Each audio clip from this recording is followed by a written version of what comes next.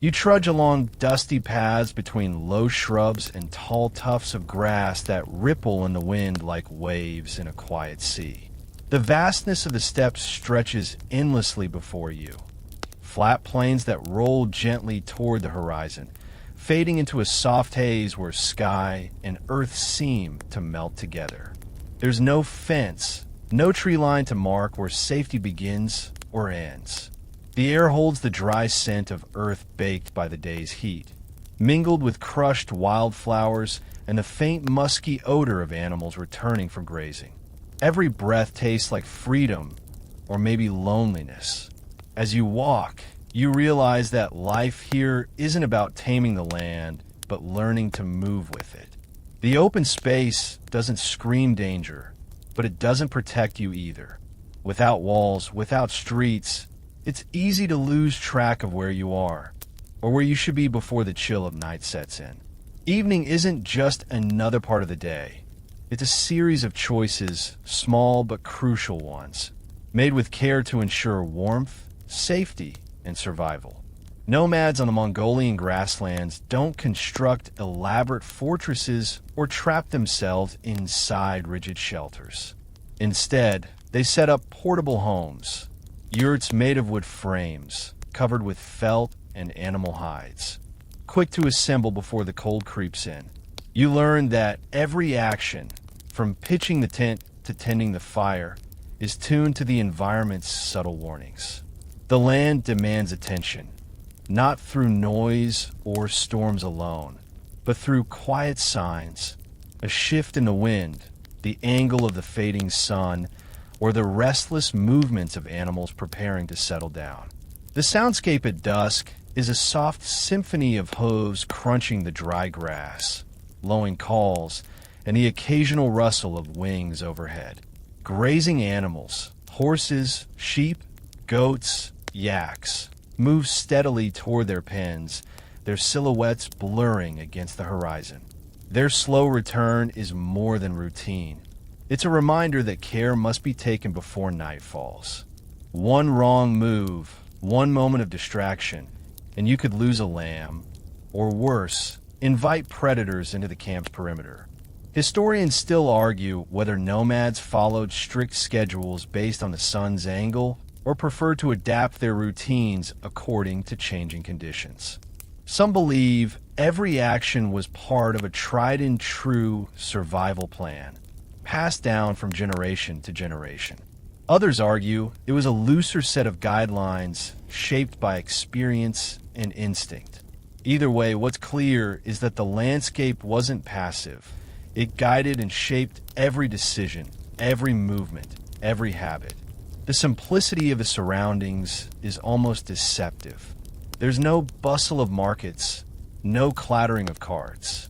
Yet every task, gathering fuel, herding animals, arranging bedding, is performed with quiet precision. The evening isn't filled with grand gestures, but with small, deliberate actions repeated day after day, season after season. In a way, that repetition becomes its own kind of comfort, a rhythm you can slip into as easily as a well-worn coat. You pause to feel the soft earth under your boots, the heat draining from the ground as the sun dips lower. A cool breeze slides across the plain, carrying the smell of distant fires and livestock. It's the kind of breeze that encourages you to wrap yourself tighter in layers, to hurry through the last chores without wasting a second. As darkness edges closer, the sky turns from gold to rose, then deep purple. The first stars appear, small, patient pinpricks above the horizon's curve. Somewhere far off, a wolf's howl carries on the wind, long and hollow. It's unsettling at first, but the nomads have grown used to it. They know how to read these sounds, how to distinguish the difference between a wandering predator and a routine call from afar. Their calmness isn't ignorance, it's practiced attention. By the time you settle beside a small fire, its smoke curling lazily into the deepening sky, you begin to sense how this life, far from polished or comfortable, finds its peace through adaptation. The evening isn't a countdown to danger. It's a series of purposeful, time-tested actions that bring order to the chaos of the open steppe. The vastness around you, once overwhelming, starts to feel like a quiet companion. The space doesn't demand that you conquer it. It invites you to learn, to move gently, to trust the simple acts that prepare you for the long night ahead. The sounds, smells, and subtle signs of animals returning home wrap around you like a soft blanket, reminding you that here, survival and calm are one and the same. The tent's wooden frame stands ready beside you like a skeleton waiting to be clothed, and you kneel to pull out the thick felt coverings and animal hides. It's astonishing how quickly this simple structure transforms from bare poles into a snug, weather-resistant shelter. You rub your fingers along the soft felt. It's warm, slightly greasy from the lanolin and sheep's wool, and holds the faint scent of animals that graze nearby. This isn't luxury, not by a long shot, but it's built with efficiency and experience. You realize how this makeshift home is an art form honed by generations who've learned that in these open plains, speed and reliability trump decorative detail every time. The wooden lattice walls, carefully interlocked, are surprisingly sturdy. You wedge the crosspieces into place, watching as the circle of the tent's base takes shape. Nomads here know exactly how much tension the ropes need, how to anchor the structure with stones dug into the earth, and where to angle the entrance so that it faces away from prevailing winds. Even the placement of the central opening, used to vent smoke, is considered with care. It's like watching someone build a puzzle without instructions, guided by memory and intuition rather than diagrams. The felt coverings are wrapped around the frame with deliberate movements. One by one, they settle into place, overlapping slightly to keep out the drafty night air. You smooth each panel with your hands, ensuring that seams align and that every edge is tucked in just so. The heavy door flap, made from layers of thick wool and hide, will keep the chill at bay once it's lowered, but for now it rests against the side, waiting. Nearby, small piles of firewood sit ready, bundles of twigs, scrub branches, and carefully shaped cakes of dried dung. You pick one up, pressing it between your fingers. It's surprisingly firm, with a faint, earthy aroma that clings to the skin. Animal dung may sound unappetizing, but in a landscape where trees are sparse, it's an indispensable fuel. You tuck some pieces near the tent's entrance, where they'll be easy to reach once the fire is lit, and stack others by size so they burn evenly through the night. You glance around at the other tents sprouting like mushrooms across the plain, each one a testament to how the community relies on shared techniques. Even though every family may have its own preferences, some prefer thicker coverings, others add extra layers of grass for insulation. The essential structure remains the same. Nomads know that consistency in shelter isn't a constraint. It's what allows them to move, to adapt, and to rest without starting from scratch every evening. As the last panel is secured, you sit back for a moment, letting out a breath you didn't realize you were holding. The tent's interior already feels different, enclosed, warm, safe. The wind still whistles outside, and the horizon is streaked with purple shadows, but inside you're cocooned from the worst of it. The simplicity of the design is comforting. It's a reminder that survival here depends on form and function more than on fancy tools. Historians still argue whether tents like these were uniform across Mongolia or subtly altered, depending on local resources. Some believe that families from different regions preferred slightly different designs, some favoring taller walls, others thicker insulation, while others argue that the shared knowledge passed between herders ensured nearly identical shelters throughout the steppe. Either way, you can appreciate how this structure is more than a dwelling. It's a portable fortress against the elements, and every stitch, every rope, Every wooden peg carries the wisdom of countless evenings like this one. Once the tent is set, the focus shifts to preparing the interior. You lay down thick mats made of woven reeds and stuffed hides, cushioning the floor against the cold ground. A low wooden stool holds simple tools, knives, needles, and a small pot used for boiling water or tea. Beside it, a basket lined with cloth holds grains, dried meat, and a lump of butter wrapped in bark to keep it from spoiling. The scents of these provisions fill the space, blending with the faint smoke curling from distant fires. You run your fingers over the surfaces, feeling their textures: rough wood, soft wool, hardened clay. Everything is worn from years of use, but meticulously cared for. The tent doesn't boast comfort for comfort's sake. Instead, it reflects the philosophy that life on the steppe requires thoughtful preparation, patience, and respect for the land's rhythms. You sense that each item has its place, because that order means fewer mistakes when darkness falls.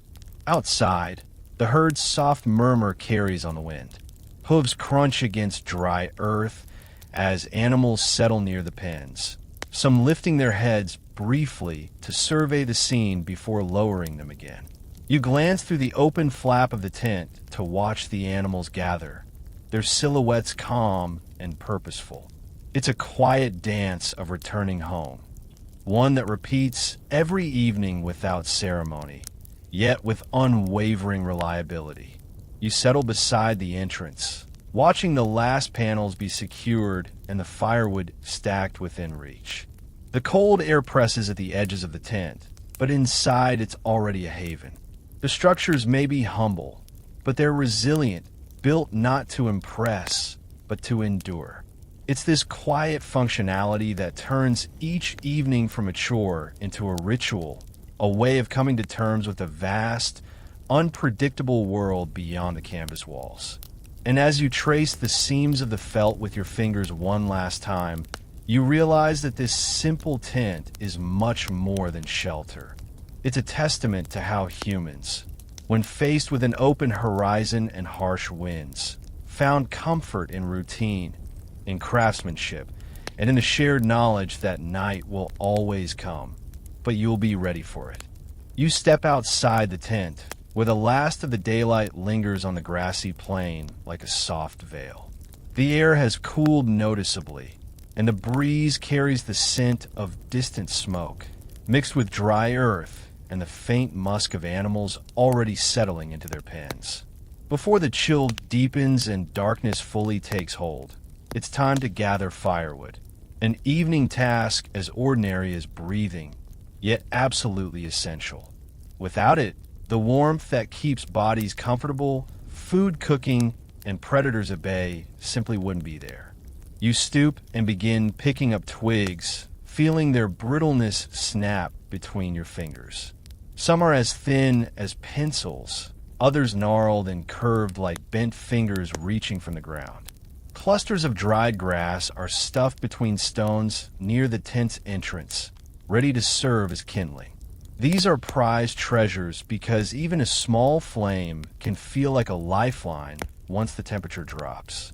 Every stick, every branch is chosen with an eye toward how quickly it will catch fire and how long it will sustain the embers. Nomads have long mastered the art of making do with what's available. Trees are rare on the steppe, so dead branches from shrubs, scrub brush, and most importantly, dried dung from animals become indispensable fuel sources. You pick up one of these dung cakes, flat, round, and surprisingly firm. Its earthy scent is strong, but oddly comforting. You handle it with practiced fingers, stacking it near the stove area so that it's easily within reach when the fire's light is needed again. There's no shame here. Rather, there's an understanding that fuel is fuel and nothing is wasted. The process of collecting firewood isn't hurried, but it's purposeful. You scan the ground carefully, bending low to retrieve twigs that others might overlook. Even small branches can spark a fire if paired with dry grass and the right technique. This quiet focus becomes meditative. Your eyes adjust to the low light, and the landscape, which earlier felt vast and threatening, now offers its resources generously, if you're attentive. Nearby, other families do the same, each crouched low as they work. The soft scrape of branches, the rustle of dried grass being bundled together, and the occasional chuckle between neighbors drift through the cooling air. There's no loud chatter here. Everyone knows that efficiency and calm are more valuable than haste and noise. You steal glances at other tents, noticing how each pile of firewood is carefully stacked with an eye for stability and accessibility. Historians still argue whether dung fuel was universally used or primarily reserved for colder months. Some believe that families who migrated through higher elevations relied on it throughout the year, while others argue it was a seasonal adaptation when brush and branches were scarce. Whatever the case, it's clear that these methods weren't born out of desperation alone, but from a deep understanding of available resources and how to stretch them wisely. Once you've gathered a modest pile of fuel, you arrange it thoughtfully beside the tent's entrance. The larger pieces are stacked at the back, with thinner twigs laid across the top for quick ignition. The flat dung cakes are placed where they can easily be reached once the fire is lit, while dry grass bundles are tucked between stones to prevent them from scattering in the wind. Every element is positioned so that, even in the darkest hour, you could light the fire without fumbling blindly. You crouch back and run your hand along the stack, feeling the texture of bark, wood grain, and compacted earth. The pile looks deceptively small, but you know better. Even a modest flame, coaxed carefully, can last through the long hours of night. Nomads have learned how to balance quantity and accessibility. Hauling excess weight would only slow them down during migration. The firewood scent, a blend of smoke, dryness, and animal musk, begins to mix with the sharp chill descending from the horizon. The stars are beginning to emerge, winking between bands of purple clouds. Somewhere beyond sight, the herd moves restlessly, their hooves crunching over the grass. You can almost hear their soft snorts and shifting weight as they settle, knowing that soon you'll join them in preparing for the night's stillness. As you rise to your feet, brushing dirt from your knees, you realize how seamlessly this chore has folded into the day's rhythm. It's neither glamorous nor urgent, but without it, everything else would falter. Firewood isn't just fuel, it's reassurance. It's what transforms the tent from a hollow shell into a warm refuge, where stories are told and dreams unfurl in the safety of flickering light. You glance at the horizon once more, the sky now deepening into indigo. The last strokes of sunlight wash the grasslands with a soft, amber glow, and for a brief moment, the open plain feels like a living organism breathing with you. Gathering firewood isn't about working against nature, it's about working with it. The land offers its branches, dried grasses, and dung, while you offer care, effort, and a knowledge passed down through generations. There's a quiet satisfaction in knowing you've prepared the camp for the night. The wind may howl, and the cold may seep in, but within this carefully arranged space, you're ready. The firewood pile beside you is more than a stack. It's a promise that warmth will return, that safety will be sustained, and that even in the vastness of the steppe, evening routines will hold you steady through the night's uncertainty.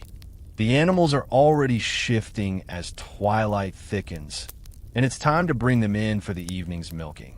You follow the soft lowing and clattering of hooves toward the pens where mares, yaks, goats, and sheep gather in loose clusters. The air smells sharp with a mingled scent of animal breath, dust, and grass, and it's strangely comforting.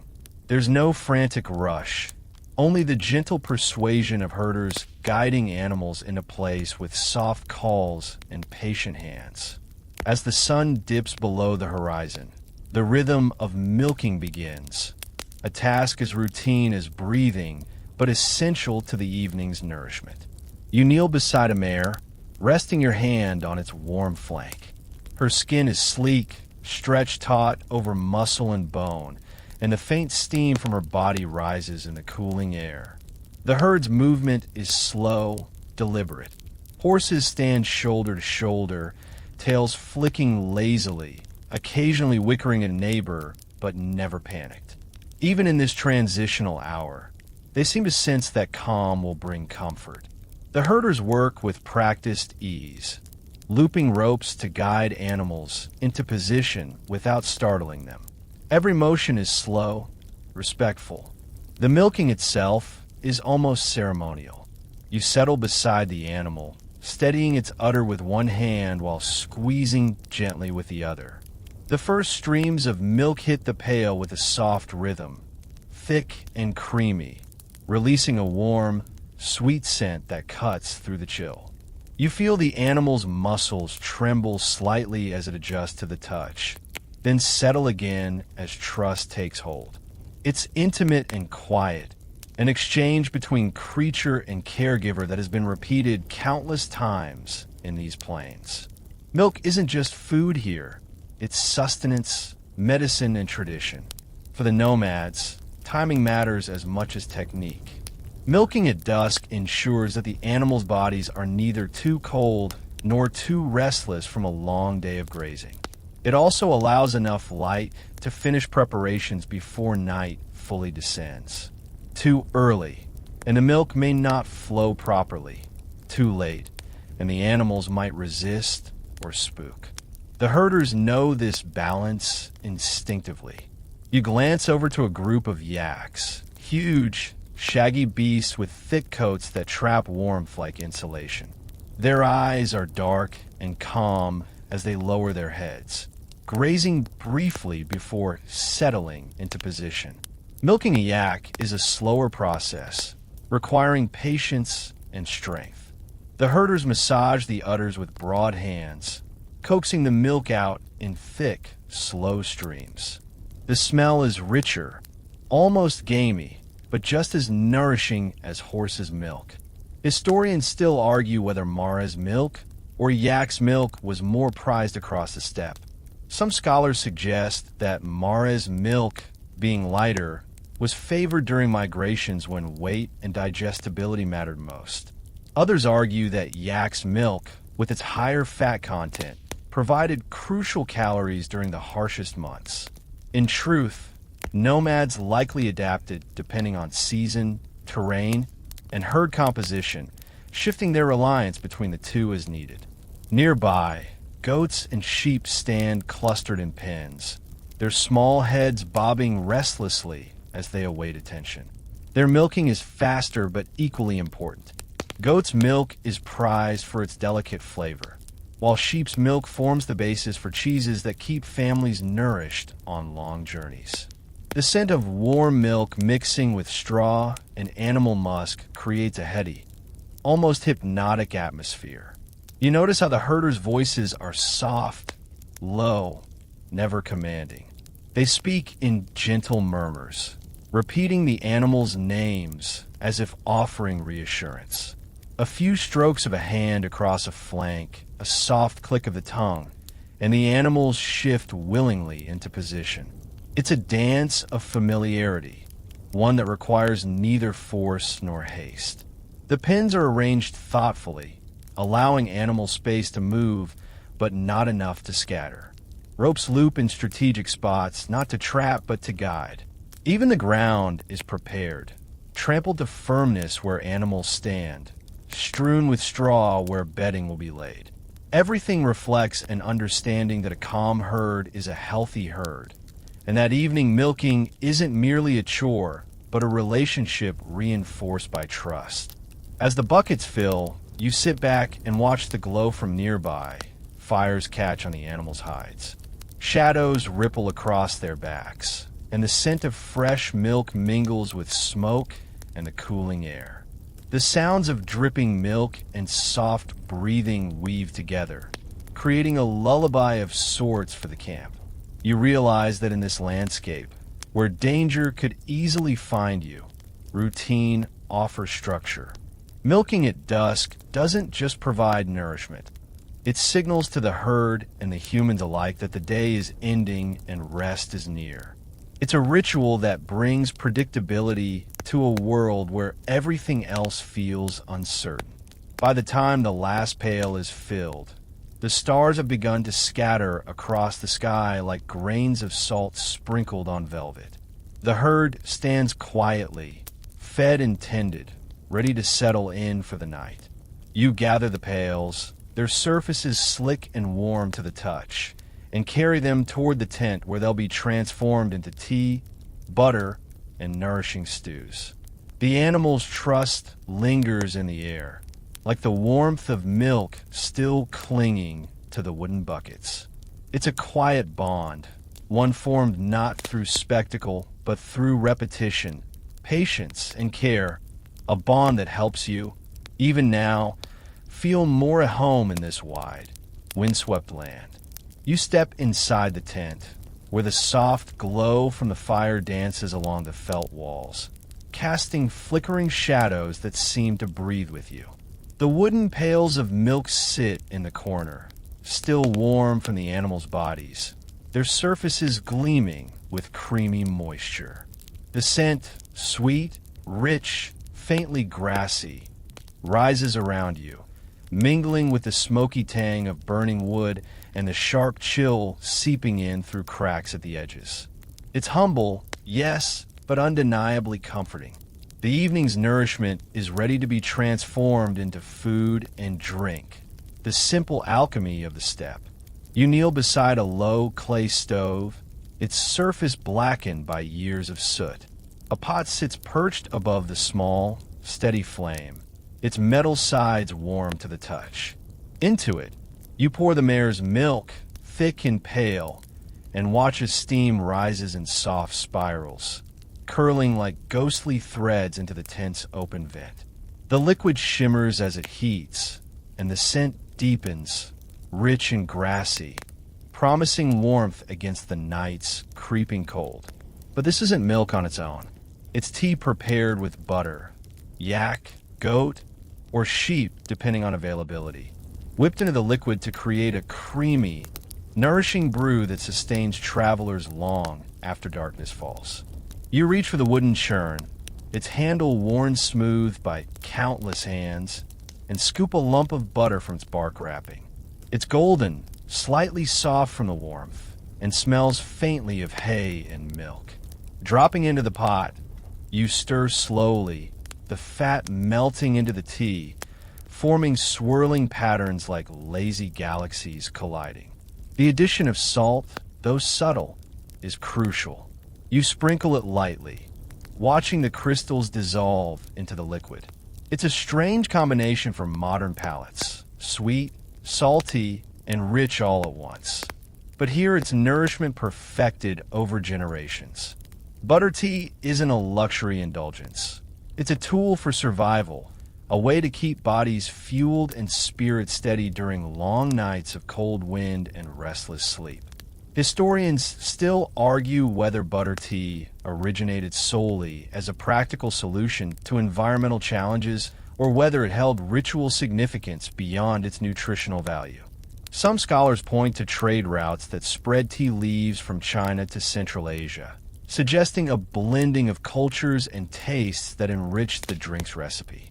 Others believe that nomads independently discovered the benefits of adding animal fat to warm liquids, experimenting with what their animals offered. Either way, this creamy concoction embodies adaptation, resilience, and a deep connection to the land's resources. You take a tentative sip.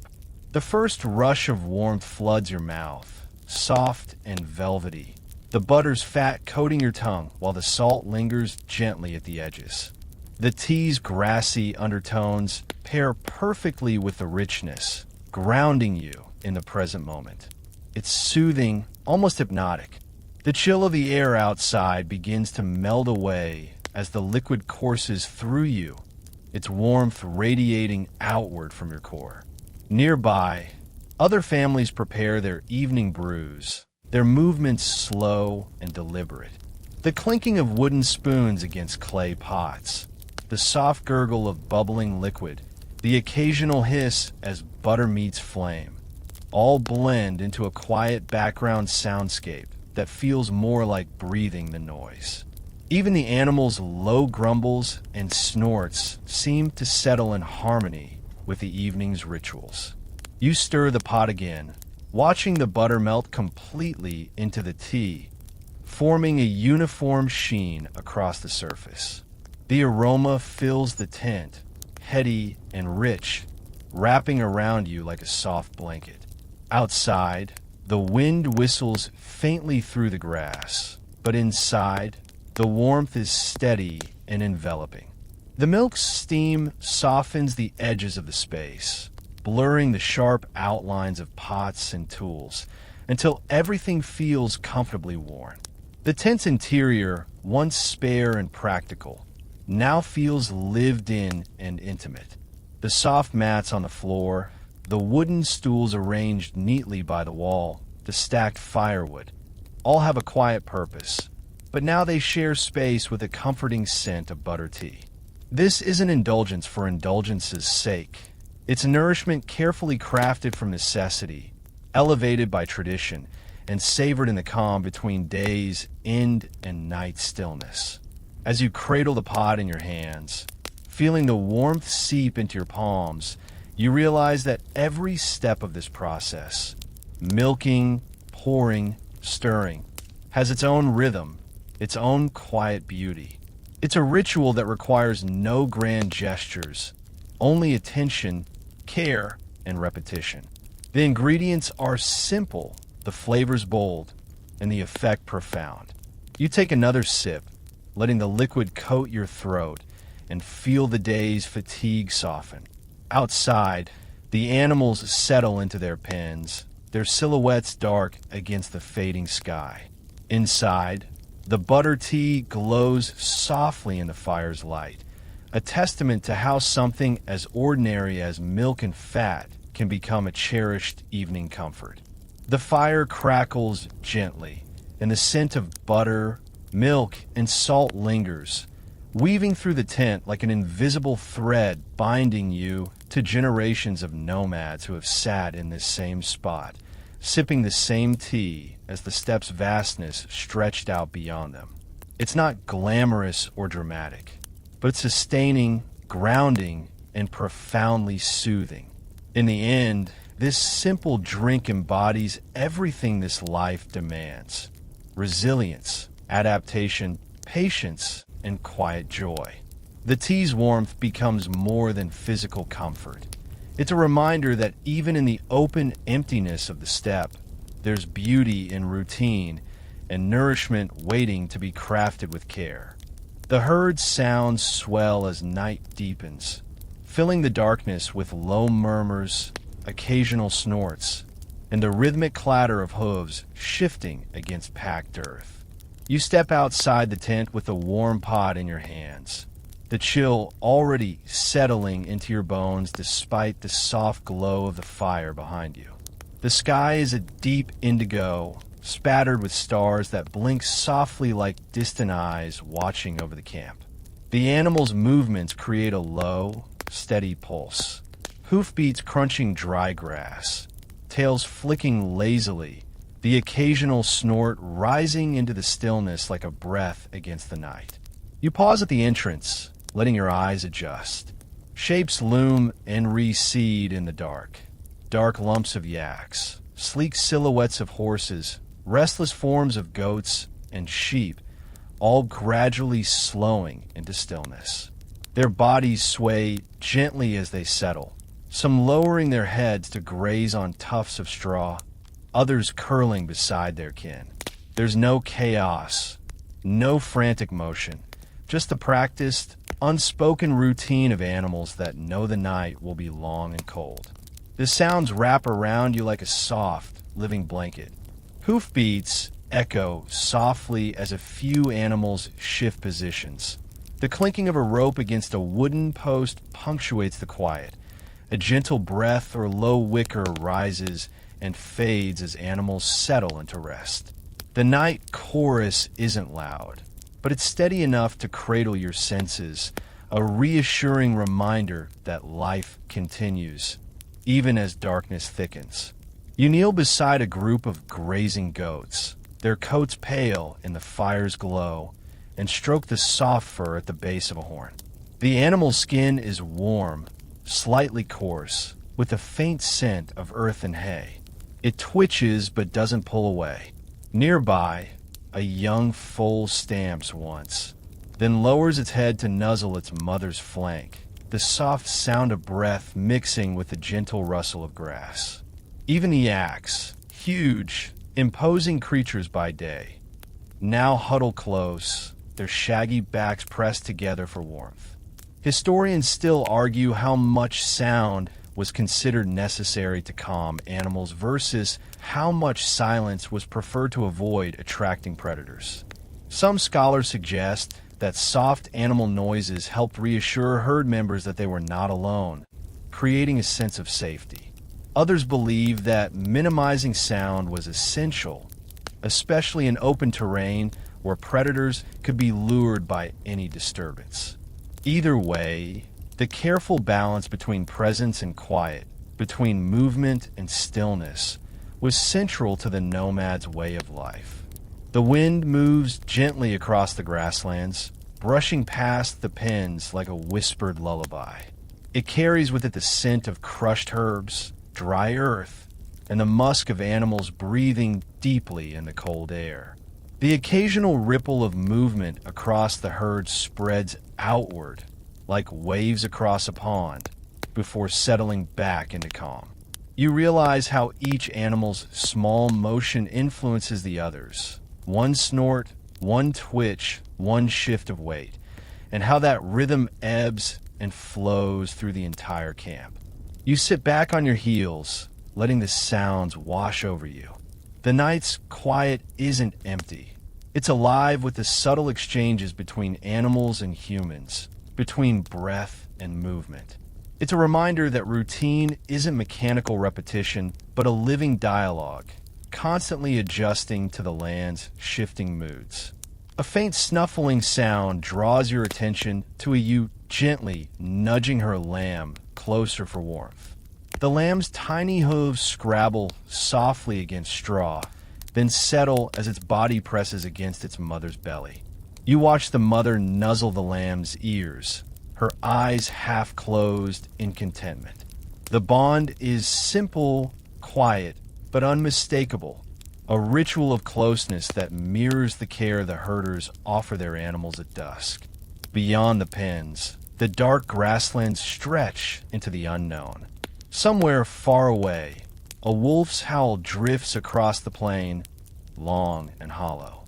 It doesn't startle you the way it might in a city. Instead, it folds into the night's soundscape, another reminder that this life balances on attentiveness rather than alarm. The nomads don't panic at every whisper. They've learned how to read the land's subtle cues, how to respond without fear. You curl your fingers around the pot of butter tea, its warmth pulsing through your skin. The comforting aroma rises around you, softening the sharp edges of cold air. You take a slow sip, letting the heat spread through your body, anchoring you in the present. The herd's murmur continues, a soothing rhythm beneath the night's stillness, as you let the sounds of hooves, snorts, and shifting weight lull you toward ease. The pen's edges seem softer now, less like barriers and more like gentle boundaries that hold everyone close. You realize that this is the evening's quiet ritual, not grand or dramatic, but profoundly reassuring. The animals' steady presence, their low murmurs, and the faint sounds of breath and movement create a lullaby more effective than any song. As the firelight flickers, you lean back against the tent's frame, eyes half-lidded, and listen. The herd's soft symphony cradles you, offering a sense of belonging in the vast expanse. It's the sound of a community slowing its breath together, each creature preparing for rest in its own way. The steppe's vastness no longer feels intimidating. It feels like a wide, breathing companion, wrapping you in its quiet embrace as the night deepens.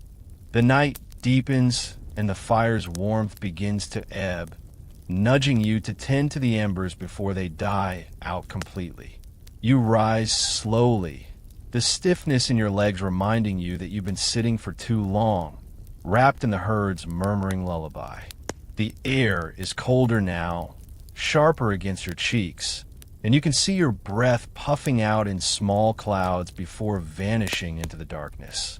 You crouch beside the fire pit, where the coals glow faintly beneath a thin layer of ash, like embers still holding onto the day's memory.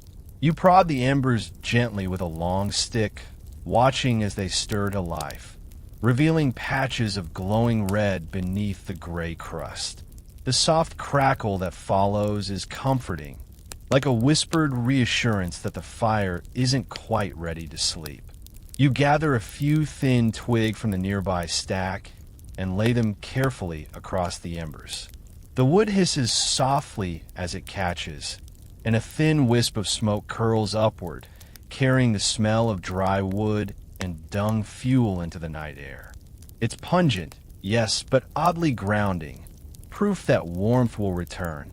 The fire's glow stretches outward in soft tongues of light, illuminating the edges of the tent and the faces of those sitting nearby.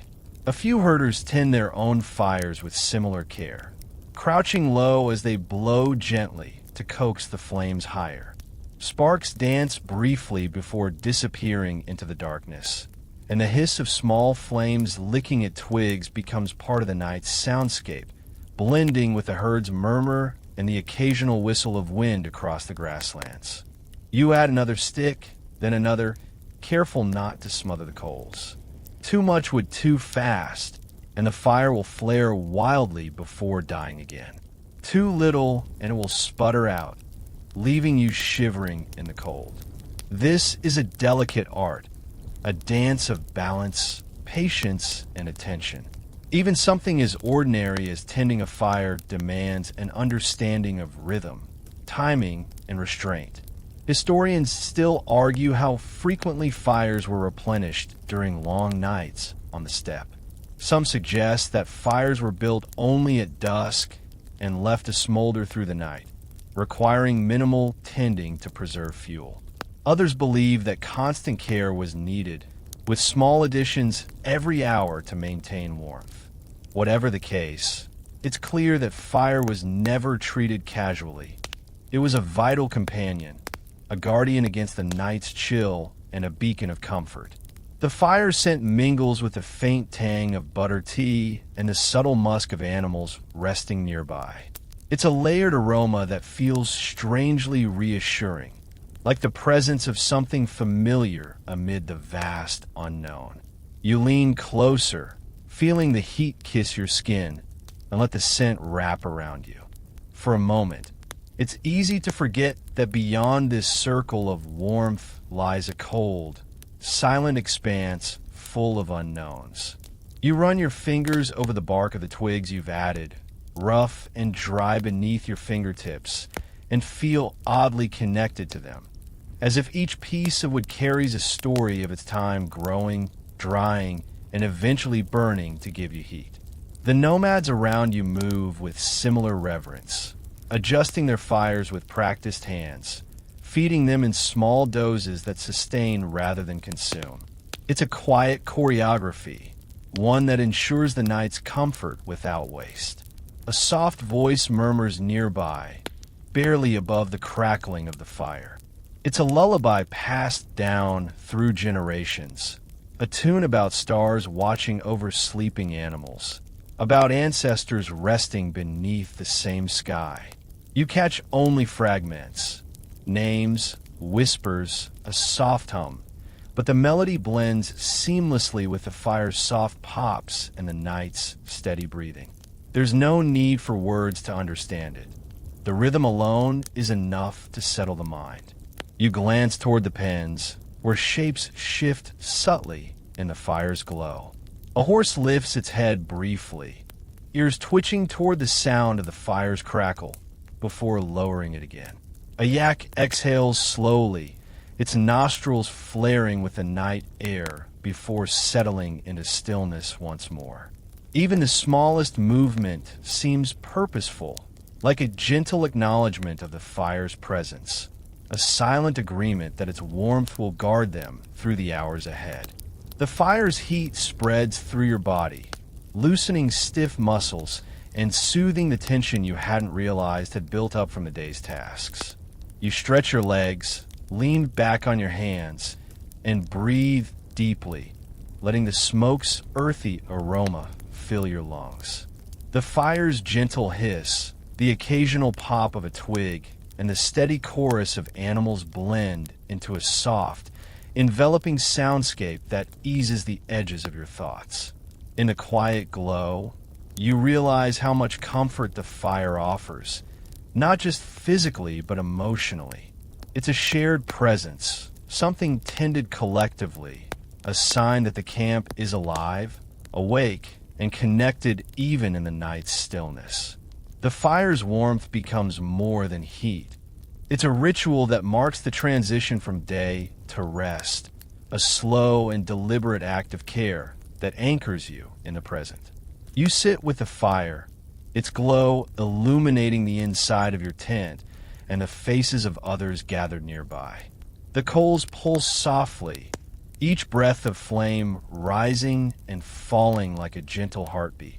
The night's chill may press against the outer edges of the camp, but inside this circle of warmth, you feel safe, steady, and calm. The fire's soft crackling continues, blending with the herd's murmuring breaths and the wind's distant whisper across the grasslands. You close your eyes briefly, letting the warmth seep deeper, and you feel the edges of the world blur. The fire, the animals, the quiet breath of night, all conspire to create a cocoon of comfort. Here, in this soft glow, the vast emptiness feels less daunting, more like an embrace that holds you gently as you drift toward rest. The first hint of frost begins to settle on the outer grass, tiny crystals forming on blades that shimmer faintly under the firelight. You pull your cloak tighter, feeling the chill creep across your shoulders, and glance at the herd. The animals have fully settled now, their breaths rising in soft clouds that drift lazily into the night air. The horses lie down in shallow hollows, yaks huddle closer together for warmth, and the smaller goats and sheep nestle into piles of straw. It's a quiet symphony of rest, each creature finding comfort in position and proximity. Inside the tent, you sit cross-legged beside the still crackling fire, the pot of butter, tea warming your hands. The gentle hiss and pop of embers provides a background rhythm, almost like a heartbeat for the camp itself. You sip slowly, the warmth spreading through you, melting the tension that's gathered in your muscles from the day's work. The creamy, slightly salty tea seems to hum in sync with the night, a ritual that binds you to the steppe and its centuries-old rhythms. The nomads have learned to synchronize with the land's natural clock. Even without timepieces, the day's fading light signals the start of a careful winding down process. Children, if present, are guided inside the tents, coaxed to settle near warm mats. Food and drink are prepared for adults, meals often simple yet calorie-dense, designed to sustain the body through the long night and the cold that seeps silently across the plains. You feel the deliberate cadence of these actions, the quiet predictability that the nomads rely on. There's comfort in knowing that, even in a landscape so open and vast, ritual can provide structure. Historians still argue how nomadic schedules were influenced by the lunar cycle. Some suggest that major movements and even certain nightly routines were adjusted according to the moon's light, offering extra visibility or guiding herd behavior. Others argue that seasonal conditions and weather patterns played a more decisive role, while the moon's influence remained largely symbolic. Either way, observing how these rhythms integrate into evening chores is fascinating. You begin to appreciate the subtle negotiations between humans, animals, and the land itself. You step outside briefly, letting your eyes adjust to the inky blackness beyond the firelight. The stars above are sharper now, each one gleaming like a tiny lamp strung across the endless sky. The wind sighs through the grass, and you notice the faint clatter of a loose piece of firewood settling back into the stack beside the tent.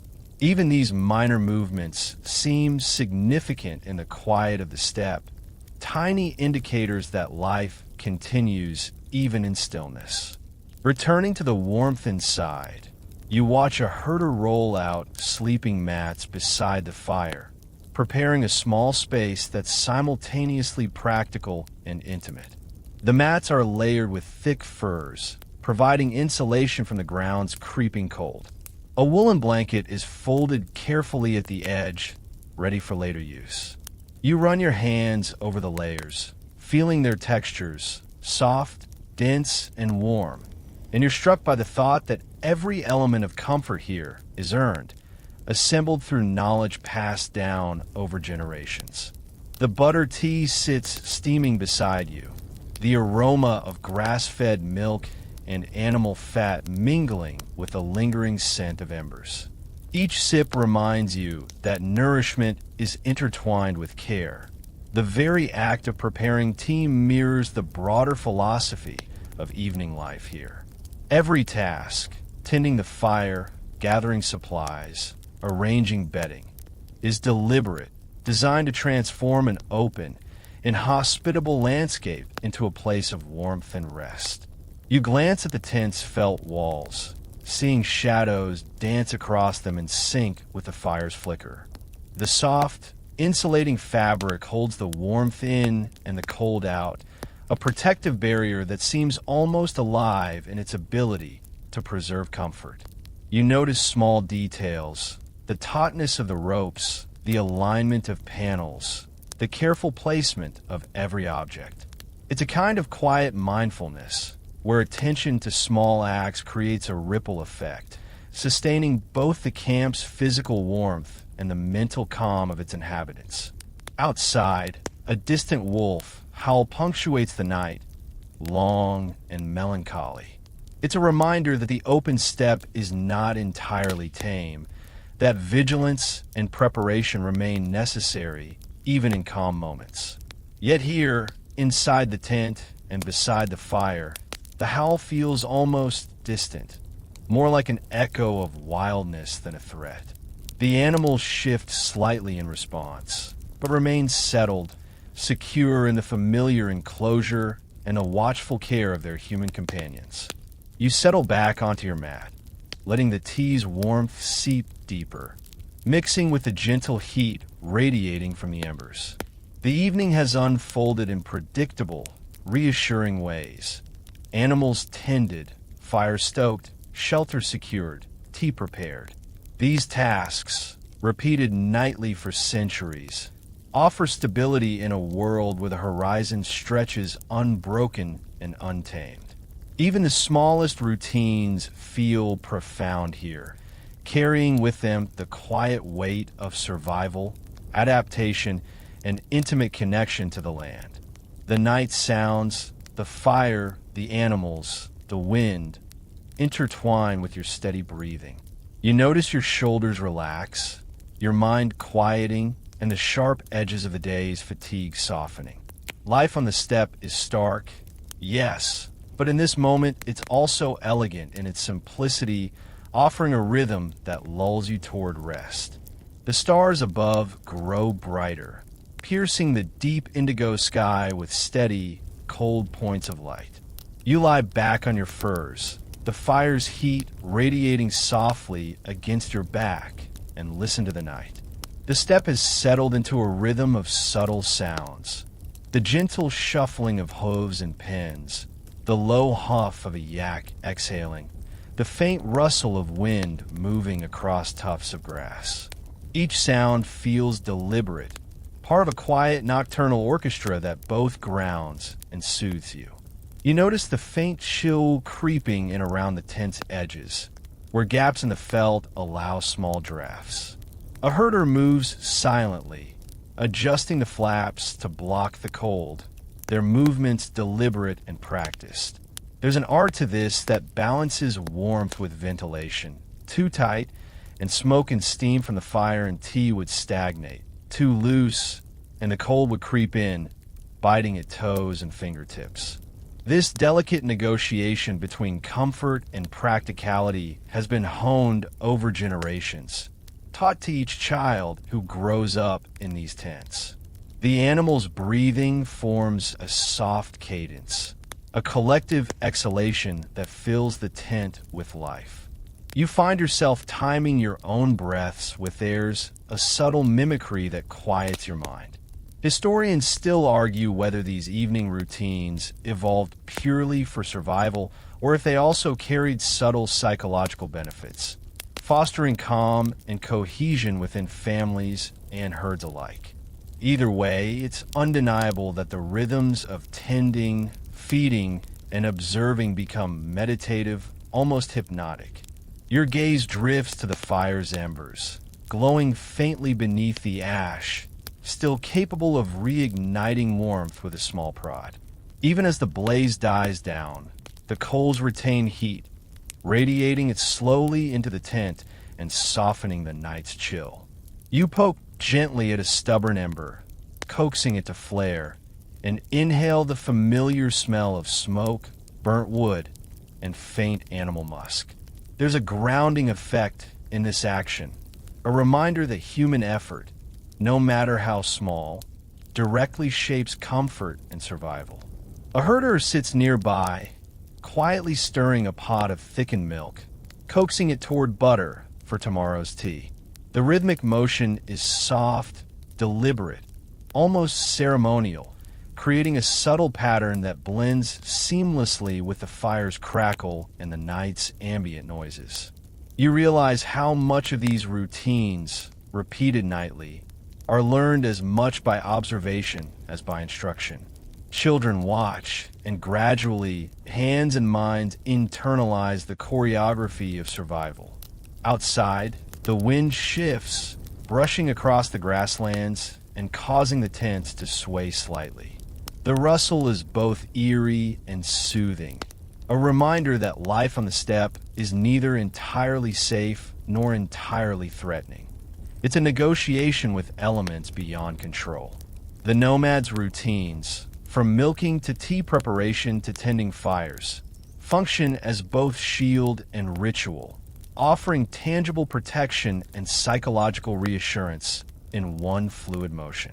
The night's quiet is broken occasionally by a soft whinny from a horse or the low bleat of a goat. These sounds punctuate the stillness, yet they do not disturb it. Instead, they become part of the tent's soundscape, harmonizing with the crackle of the fire, the hiss of embers, and the occasional pop of wood. You feel your eyelids growing heavy, the repetitive cadence of breath, movement, and sound weaving a subtle lullaby. Butter tea rests at your side, its warmth still radiating, and you take a slow sip. The creamy, salty richness slides down your throat, spreading comfort through your chest and limbs. In this moment, the ordinary act of drinking becomes almost sacred, a meditation in liquid form, a ritual linking you to generations of nomads who have performed the same action in the same tent, under the same stars. The animal's shifting movements continue gently. A yak exhales, a foal stirs in its mother's embrace, and a sheep nudges its neighbor for warmth. Each sound is small, yet together they form a network of life persisting, steady and quiet, across the steppe. The harmony between humans and animals, effort and ritual, warmth and cold, becomes palpable. You notice that even the silence itself feels curated, a space between breaths, allowing the night to breathe alongside you. As the fire dims further, you feel your body relaxing into the furs beneath you. The tea's warmth, the rhythmic breathing of animals, and the soft crackle of embers coalesce into a cocoon of sensation that anchors you. Each mundane, practical task performed earlier, fire tending, milking, tea preparation, reveals itself now as essential not just for survival, but for cultivating peace and calm in the fading day. Here, in this moment, life's necessities converge into quiet luxury. You close your eyes briefly, letting the tent's warmth, the herd's gentle murmurs, and a lingering aroma of butter, tea cradle your senses. Even in the steppe's wide emptiness, you feel held, cushioned by routine, ritual, and the subtle pulse of life all around. It's a quiet affirmation that amidst the vastness, there is order, there is care, and there is rest. The chill of midnight settles deeper into the grasslands, and you notice the fire's glow shrinking to a modest pool of embers. You stretch slowly, feeling the slight stiffness in your limbs from hours spent crouched, tending animals, fire, and tea. The night is still, but not silent. The gentle rhythm of the herd continues.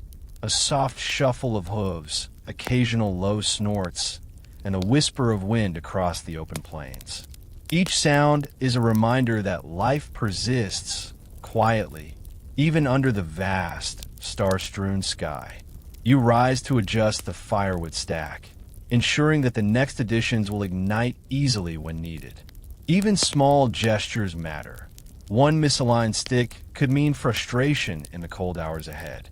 The tactile familiarity of the wood, the roughness of bark, the brittle snap of twigs, the slightly earthy scent of dung fuel, grounds you in a moment of mindfulness. This isn't just survival.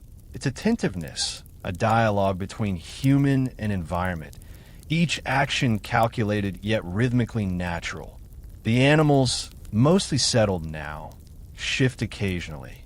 A yak exhales, its breath misting in the cold night air, while a foal nudges its mother softly before curling back to sleep.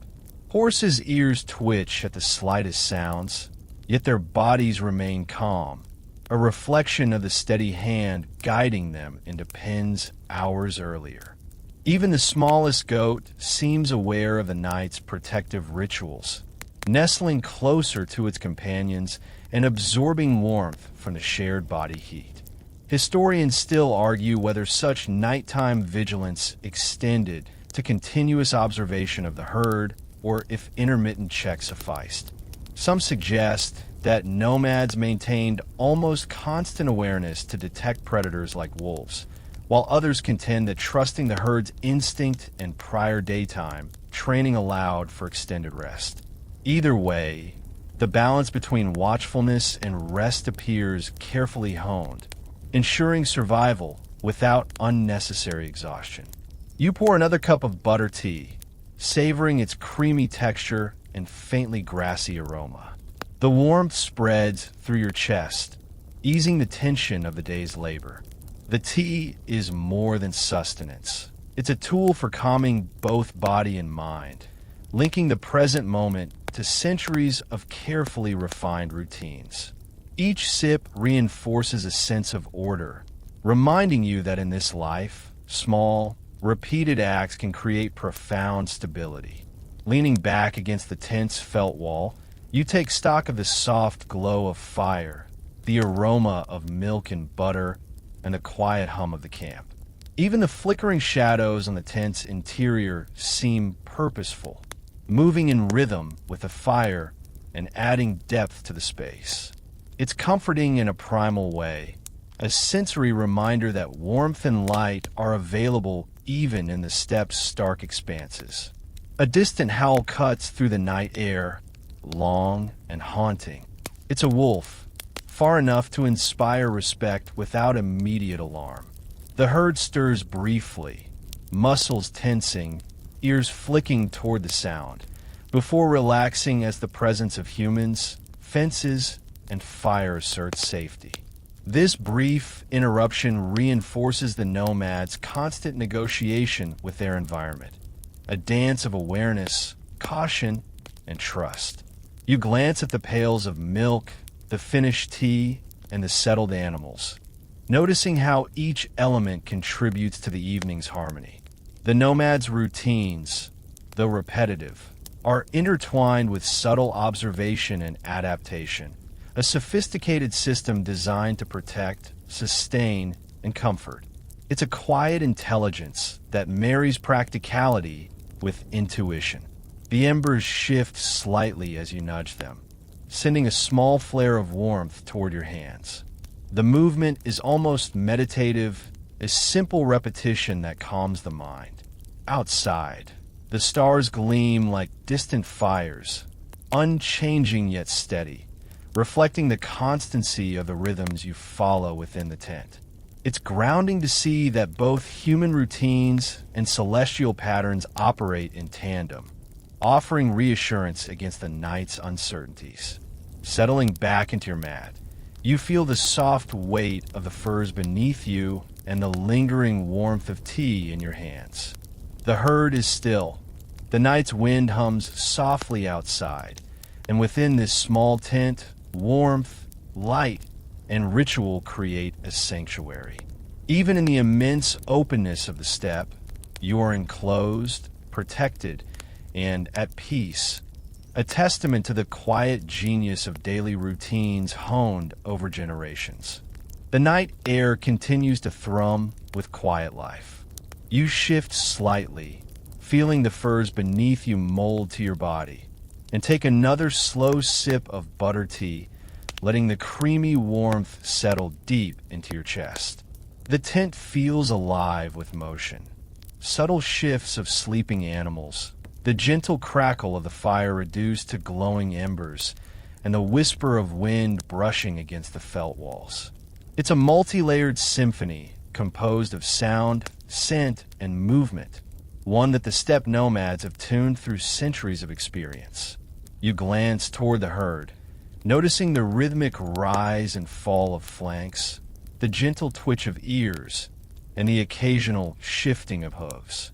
Horses kneel in shallow hollows, yaks curl together in protective clusters, and goats nuzzle softly into one another. Even the sheep, small and wary, have settled into a kind of collective calm, lulled by warmth and routine. There's a sense of order in the quiet, a deliberate tranquility built over generations. Observing, it feels meditative, almost like a slow dance with the night itself. Historians still argue whether the nomads relied more on instinctual knowledge of their animals or on structured routines passed from elder to younger. Some scholars suggest that oral traditions and learned behaviors dominate, with each herder internalizing the signals of the herd through observation. Others argue that codified practices, taught explicitly from parent to child, standardize these routines. Likely, it was a combination. Instinct honed by repetition and instruction, an elegant partnership of nature and nurture. You notice the subtle smells layering in the tent. The lingering scent of milk and butter from earlier, the faint musk of yaks and horses, and the smoky tang of embers. Each odor carries a memory of hours spent tending, of the animal's warmth, and of the fire that promises continuation into the night. The sensory combination is strangely hypnotic, like a slow, invisible lullaby wrapping around you, making the vast cold beyond the tent's walls almost irrelevant. A sudden rustle catches your attention, a goat shifting position, its hooves against straw. You smile softly, realizing how little it takes to notice patterns in movement once you've observed the herd for long enough. Even these minor gestures carry meaning, signaling comfort, readiness to rest, or the simple act of finding warmth. You begin to recognize the subtle choreography of each species, how they adjust not only to the environment, but also to each other. The fire flickers, sending glowing red light across the tent's walls. You prod it slightly, coaxing a small flare, and inhale the familiar scent of smoke mingled with warmth. Even dying embers offer comfort, their residual heat seeping through the fingers and the floor beneath you. The fire, the herd, and the tea converge to create a carefully balanced ecosystem of warmth, light, and life. Small details that collectively sustain physical and emotional equilibrium. You shift attention to the butter tea pot, watching the steam rise and catch the embers glow. The creaminess spreads its aroma, thick and comforting, and you notice the subtle shimmer on the liquid surface. Each sip carries not only warmth, but a direct connection to the animals tended earlier, the skillful preparation of herders, and centuries of trial and error perfected for survival. In a way, the tea embodies continuity, the tangible result of countless nights like this one. Outside, the wind sighs softly across the steppe. A distant owl hoots once, twice, then quiets. The sounds of the night punctuate the stillness without disturbing it, adding layers of texture rather than chaos. The animals remain calm, and you recognize the interdependence between vigilance and trust. The herd knows safety exists when humans maintain attentiveness, and humans trust the herd's presence to provide warmth, company, and a rhythm to anchor the night. You watch the shadows flicker across the tent, dark shapes sliding and dancing as the fire shifts. It's mesmerizing, hypnotic even, a subtle interplay of light and dark that reminds you how much of steppe life relies on observation and patience. Each movement, however minor, conveys information, heat, safety, readiness, or simply a signal that life persists in its quiet, unassuming way. Finally, you settle deeper into your mat, letting the furs envelope your body and the last sips of tea spread warmth through you. The night feels elongated yet safe, a rhythm that matches your slow, steady breath. The combination of fire, herd, tea, and attentive care forms a sensory cocoon. In this moment, you recognize the elegance of routine, the profound effect of subtle actions repeated nightly, and the comfort of aligning with a rhythm older than any clock. A thin layer of frost sparkles on the tent's exterior as the night wears on, tiny crystals catching faint starlight like scattered diamonds. You shift slightly, feeling the cool draft that slips through the edges of the felt, and tug your cloak tighter. The herd lies completely still now, bodies pressed close for warmth, breaths forming tiny clouds that rise and dissolve into the crisp night air. The wind whispers across the open plains, a soft and constant presence, reminding you that even in apparent stillness, the steppe is alive and ever-changing. Inside the tent, the embers of the fire glow faintly, providing a soft, comforting light. You watch the smoke curl upward in lazy spirals, carrying the lingering scent of burnt wood and faint animal musk. It mingles with the creamy aroma of butter tea, now cooled slightly, and the layered smells create a sensory tapestry that feels ancient, grounded, and profoundly calming. Each inhale seems to tether you more firmly to the present moment, where warmth, light, and rhythm converge. You pour yourself another cup of tea, the liquid steaming in the cold air. The creamy texture spreads comfort throughout your body, while the subtle saltiness and grassy undertones keep your senses alert. Butter tea isn't merely a drink. It's a ritual, a nightly reinforcement of survival skills and emotional steadiness. Each sip connects you to generations of nomads who have relied on the same routine to maintain body heat, energy, and a sense of continuity across vast and unpredictable landscapes. Historians still argue whether these evening rituals, like repeated tea preparation and animal tending, were primarily survival mechanisms or also served as meditative practices to calm mind. Some suggest that the repetitive nature of these actions inherently soothed anxiety, helping herders maintain mental clarity in the face of isolation and harsh conditions. Others argue that these rituals developed strictly from practicality, and any psychological benefits were secondary, accidental byproducts. Either way, the effects are undeniable. You feel it now as the tea warms your chest and the herd's quiet breathing lulls you. You rise briefly to check the animals, moving slowly so as not to disturb the night's fragile balance. The yaks shift slightly, murmuring in low tones, while a foal lifts its head before settling again. Horses' ears twitch in subtle acknowledgement of your presence, but their bodies remain calm. You notice the careful spacing between the animals, how they lean on one another, how tails and hooves are positioned to conserve warmth. Even the smallest goat seems to intuitively know the importance of proximity and positioning for comfort. The tent's felt walls hold in the fire's residual heat, softening the chill that seeps in from the outside. You sit back down on your mat, feeling the furs conform to your body. The combination of textures, the soft animal hides, the coarse wool of blankets, the firm earth beneath, grounds you, offering reassurance against the emptiness of the steppe.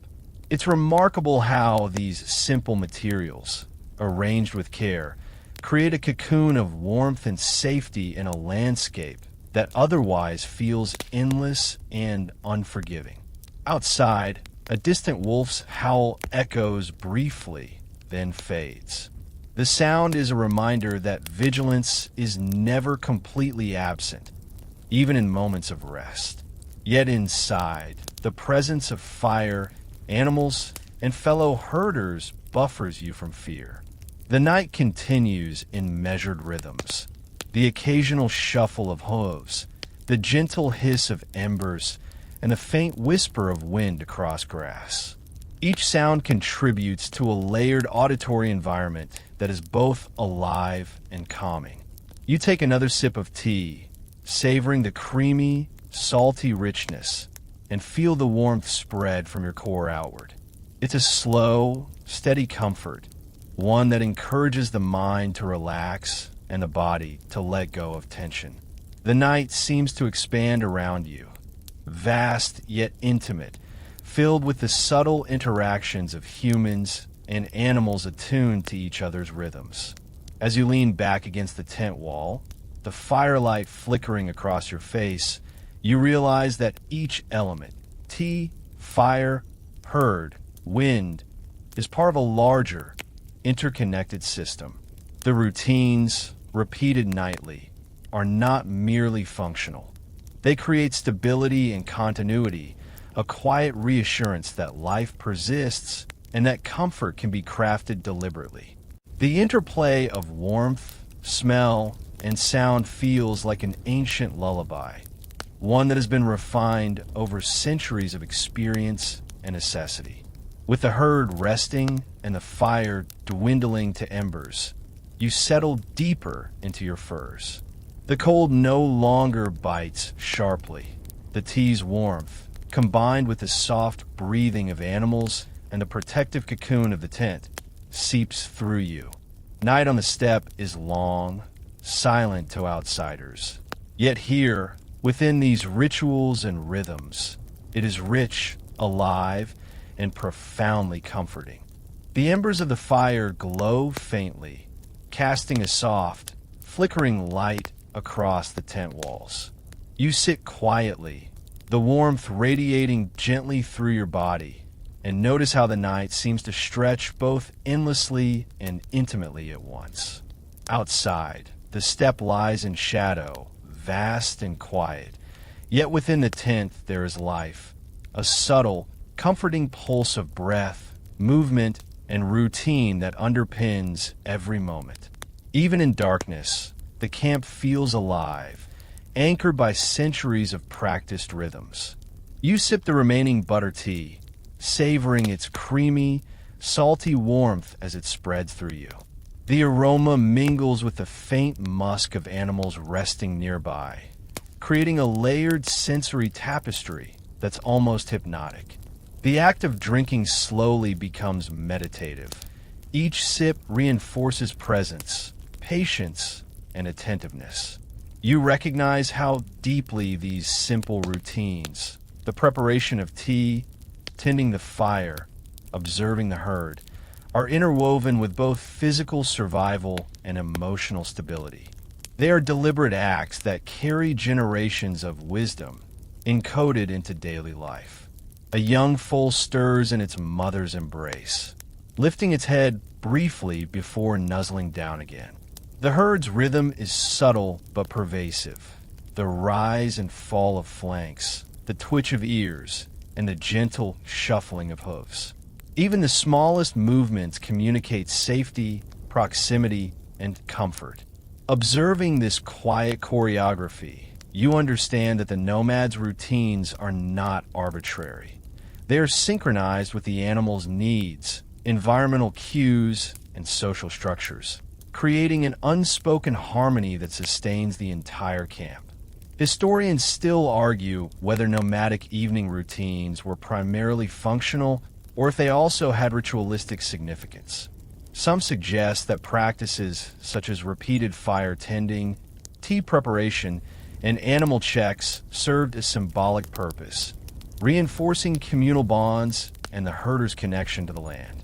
Others maintain that these actions were strictly pragmatic, developed solely to ensure warmth, safety, and efficient animal care.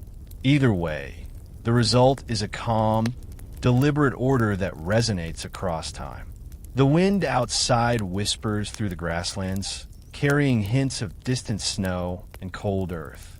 You notice how the tent's felt walls buffer both chill and sound, providing a subtle cocoon of insulation. Shadows from the embers flicker across the interior, tracing gentle patterns over furs and mats, and the combination of movement, warmth, and scent forms a quietly mesmerizing tableau. You feel connected to the steppe, yet shielded from its extremes, as if the space itself is alive with attentive care. You rise briefly to check the animals, moving with quiet deliberation. The yaks huddle closer, breathing softly in clouds that rise into the cold night. Horses shift gently, adjusting their position for comfort, while goats and sheep settle against one another, creating small clusters of warmth. Each creature responds instinctively to both the environment and your presence, and you begin to perceive the subtle feedback loop between herder and herd, a continuous, calming dialogue that defines life on the steppe. Returning to your mat, you reflect on the sensory details of this evening. The soft hiss of embers, the subtle sense of tea and animals, the tactile comfort of layered furs and blankets. Even minor actions, like poking the fire or adjusting a mat, are imbued with meaning, reinforcing safety, warmth, and mental equilibrium. These repetitive, attentive behaviors create a rhythm that both humans and animals rely on, turning simple routines into sustaining rituals. A faint owl hoot pierces the night, distant yet distinct. The sound is a reminder of the wild beyond the camp, a subtle check against complacency. Yet within this circle of warmth, routine, and attentive care, the howl is less threatening than reassuring, a marker of the world outside and the safety inside. The balance between awareness and relaxation is a delicate one, yet the nomads seem to navigate it effortlessly, passing these subtle cues down through generations. You lean back, letting your gaze soften and notice the small, deliberate movements of the herd. A goat nudges its neighbor. A horse exhales slowly. The foal shifts slightly in its mother's embrace.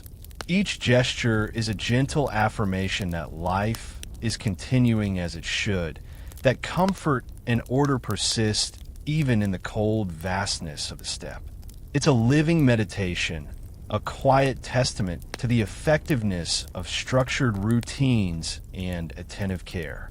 Finally, you close your eyes, letting the warmth of tea, fire, and animal bodies envelop you. The night hums softly with life, a quiet symphony of presence, breath, and ritual. The vast steppe outside feels less intimidating as you settle into this small, intimate ecosystem of care, warmth, and attentive observation. A space where survival and comfort intertwine seamlessly, lulling you gently toward rest. The embers now glow faintly, barely illuminating the interior of the tent, and the chill of the steppe night presses gently against the felt walls.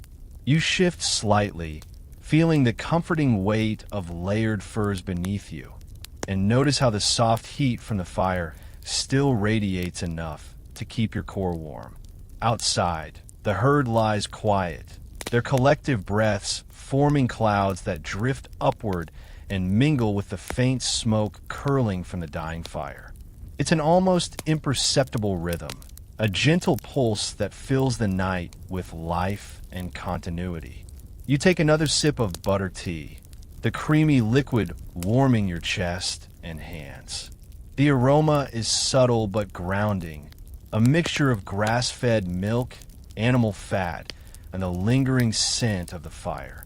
Each sip feels like an anchor to the present, connecting you to generations of nomads who have performed these same evening rituals for centuries. It's not just nourishment. It's a nightly reinforcement of order, warmth, and calm. A foal stirs again, nudging its mother lightly before curling back into her side. Horses shift slightly, adjusting their legs and heads, while yaks maintain a gentle, synchronized huddle, their bodies radiating heat that blends with the surrounding warmth. Even the smaller goats and sheep have learned the steppe's rhythm, clustering tightly to maximize shared warmth. Observing this, you begin to notice the subtle choreography at play. The careful spacing, the gentle nudges, and the slow, deliberate movements that maintain harmony in the herd. Historians still argue whether evening routines on the steppe were shaped more by environmental necessity or cultural tradition. Some posit that these rituals evolved strictly from survival imperatives: fire tending, animal care, and tea preparation, all aimed at maintaining warmth and nutrition. Others suggest a symbolic layer, where repeated actions reinforced community bonds, knowledge transfer, and psychological stability. Either interpretation highlights the precision and attentiveness inherent in steppe life. You rise briefly to inspect the fire, nudging the remaining embers to coax a soft flare. The warmth kisses your fingertips, and you inhale the faint scent of smoke mixed with earthy notes from the surrounding grass. The fire is more than heat. It's a sentinel, a tactile and visual anchor in the night, signaling life and care amidst the cold expanse outside. Each ember seems alive, responding to attention with a gentle flicker, reminding you that even small actions carry tangible results.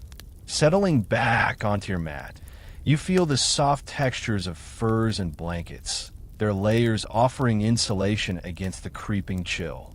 The combined scents of tea, smoke, and animals create an invisible cocoon that soothes both body and mind. The rhythm of the tent, the soft shuffling of animals, the whisper of wind against felt walls, the quiet crackle of embers, becomes almost musical, a lullaby of repetition and reassurance. A distant owl hoots, and the sound drifts through the night. It's a reminder of the untamed world beyond. Yet here, inside the tent, it feels like a punctuation rather than a threat. The animals remain calm, their subtle movements reinforcing a sense of order and safety.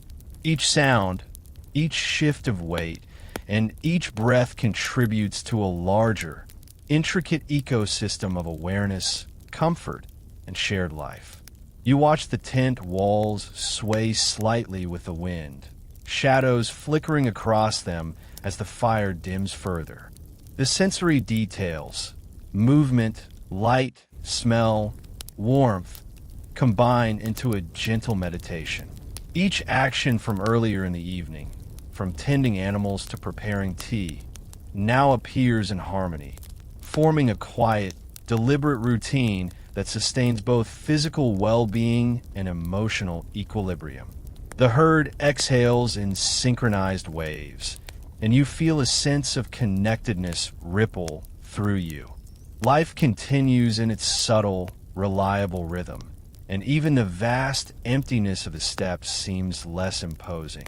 Within this circle of fire, furs, and attentive care, you are cocooned, held not by walls or fences alone, but by generations of knowledge, ritual, and quiet observation. Finally, you allow your body to relax fully into the furs, the warmth of tea and embers seeping deep into your muscles. The night hums softly with life, the exhalation of animals, the whispering wind, and the faint crackle of embers. Here, in this cocoon of light, warmth, and attentive routine, the vast steppe is transformed into a haven, a place of stability, comfort, and gentle, enduring rhythm. The embers now glow faintly, sending thin, wavering streams of warmth across the tent floor. You shift slightly, adjusting the furs beneath you to better cradle your body, and inhale the mingling scents of butter tea, smoke, and animal musk. Outside, the steppe stretches endlessly, a black canvas under the starlit sky. Yet inside the tent, warmth, light, and routine form a protective cocoon. The herd lies settled, their synchronized breathing rising and falling in gentle waves, like a quiet lullaby orchestrated over centuries. You take a slow sip of the remaining butter tea, feeling its creamy richness settle deep into your chest. Each swallow reinforces a sense of continuity, connecting you to the countless nights that nomads have spent performing the same small, deliberate tasks: tending the fire, arranging bedding, checking animals, and preparing tea. These actions are deceptively simple, yet they create a web of comfort, stability, and mindfulness that threads through the night. A foal shifts lightly, nudging its mother before settling again, while a yak shifts its weight to maximize warmth from its companions. Horses twitch their ears, small signs of awareness, but remain at ease. Even the goats and sheep, nestled in close clusters, breathe in quiet synchrony. Observing this, you realize the subtle genius of herd management on the steppe, the delicate balance of proximity, movement, and attention that allows every animal to find both safety and comfort. Historians still argue whether these nighttime routines were instinctual or formally taught. Some scholars maintain that nomads relied heavily on observation and imitation, with children internalizing the rhythms of tending, feeding, and fire management simply by watching elders. Others argue that structured instruction was key, with elders explicitly guiding novices in each step of the evening ritual. In practice, it was likely a blend, learning by doing, supported by occasional correction and advice. You rise briefly to check the fire, nudging the embers with a small stick. The soft flare sends warmth across your hands, and you inhale the rich, familiar scent of smoke. The fire acts as both guardian and guide, a reminder that life is ongoing and that care produces tangible results. Even the smallest adjustments, repositioning a log or stirring coals, affect the environment in ways both practical and symbolic, anchoring the night in intentionality. Settling back onto your mat, the furs envelop you, soft and insulating against the encroaching cold. The sounds of the night are layered yet gentle. The whisper of wind, the occasional shift of hooves, and the quiet exhalations of animals. Each element contributes to the tent's rhythm, a carefully balanced ecosystem of warmth, attention, and calm. In this space, both human and animal find rest, and the steppe's vast emptiness feels less daunting. A distant wolf howl punctuates the night, long and lonely, yet inside the tent, it is merely a note in a larger symphony of life. The herd remains undisturbed, signaling that vigilance, preparation, and routine have succeeded in creating security. The subtle interdependence between herders and herd becomes clear. Attentiveness fosters trust, and trust allows rest. It's a delicate choreography repeated nightly, refined over countless generations. You sip the last of your tea and set the cup aside, feeling the warmth seep through your chest and limbs. Shadows flicker across the tent walls as the embers' glow fades, creating a quiet, meditative light.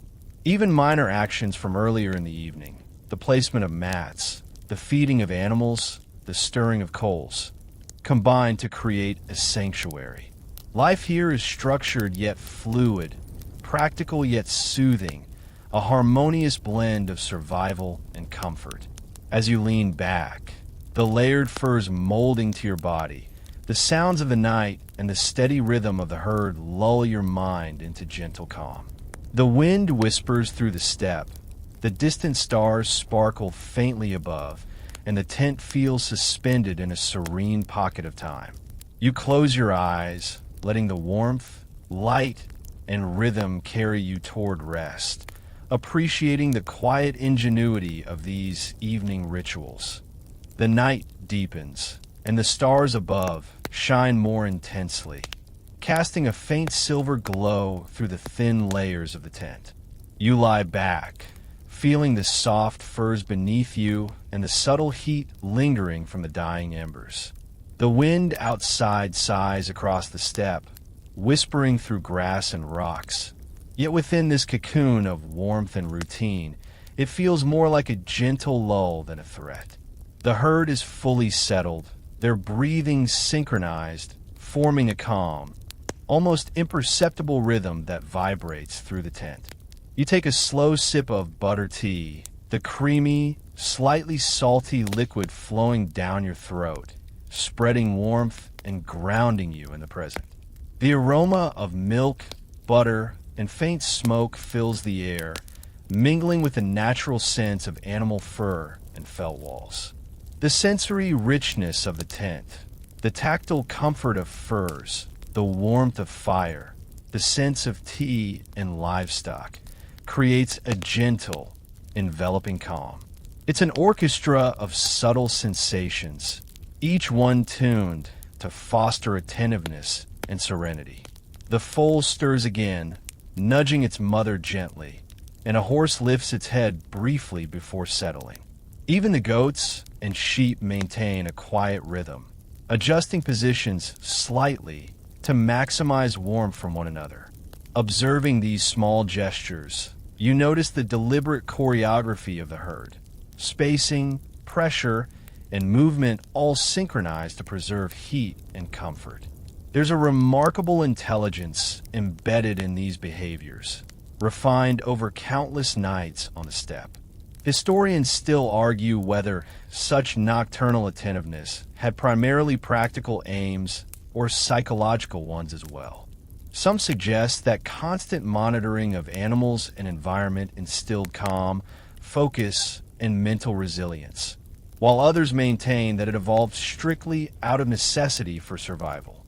Whatever the intent, the routines clearly serve both purposes, ensuring safety while cultivating a subtle meditation through repetition and observation.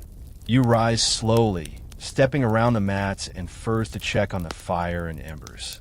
The heat radiates softly against your fingers as you nudge a stubborn coal, coaxing a small flare. The fire, though diminished, provides reassurance, proof that warmth can be maintained and that the night is manageable. Each movement is deliberate yet almost automatic, a reflection of practice skill passed down through generations. Returning to your mat, you notice the interplay of shadow and ember glow across the tent walls. The subtle movements of animals, the flicker of light, and the whispering wind all form a delicate sensory rhythm. Even minor actions from earlier in the evening, adjusting bedding, feeding animals, tending the fire, reveal their importance now, having created a stable, protective environment. The tent feels alive, a small sanctuary within the vast openness of the steppe. The distant howl of a wolf drifts faintly through the night. It is both a reminder of the wild beyond and a testament to the effectiveness of the camp's precautions. The herd remains calm, animals shifting slightly without alarm. You realize that vigilance, repetition, and attentiveness have combined to produce both safety and serenity, a balance that defines life on the steppe. You sip the last of the tea, feeling its lingering warmth spread through your body. Shadows flicker faintly, the wind hums softly, and the herd breathes in a steady, shared rhythm. Life, in its quiet and deliberate form, persists outside and inside the tent, woven together by routine, observation, and care. The night feels expansive yet intimate, a perfect combination for reflection and rest. As you sink deeper into the furs, the warmth of tea, embers, and animals cocooning your body, your mind eases. The repeated rhythms of the evening, the fire, the herd, the tea, and the soft sounds of the night, create a meditative space.